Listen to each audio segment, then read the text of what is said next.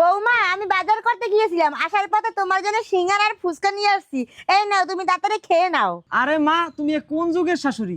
আজকালকার শাশুড়িরা তো তার বৌমাকে চোখেই দেখতে পারে না। 2 দিন পর পর তুমি তোমার বৌমার লাগে আইসক্রিম আনো, বিরিয়ানি আনো, ফুচকা আনো, আজকে আবার সিঙ্গারা আর ফুচকা নিয়ে আইছো।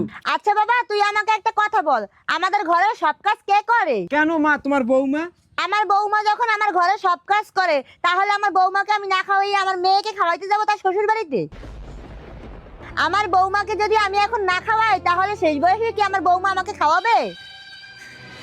আরে বাবা, আমি ওই রকম শাশুড়ি না যে আমি আমার বৌমার যত্ন নেব না। আজকে আমি আমার বৌমার যত্ন নেব, বৌমাও কালকে আবার আমার যত্ন নেবে। আর আমি যদি ওকে নিজের মেয়ের চোখে দেখি, তাহলে ও ওর মায়ের মতো আমাকে ভালোবাসবে। দেখ বাবা, আজকালকার শাশুড়িরা যৌবনকালে তার বৌমার সাথে ঝগড়া করে, আর শেষ বয়সে এসে সেই বৌমার কাছ থেকে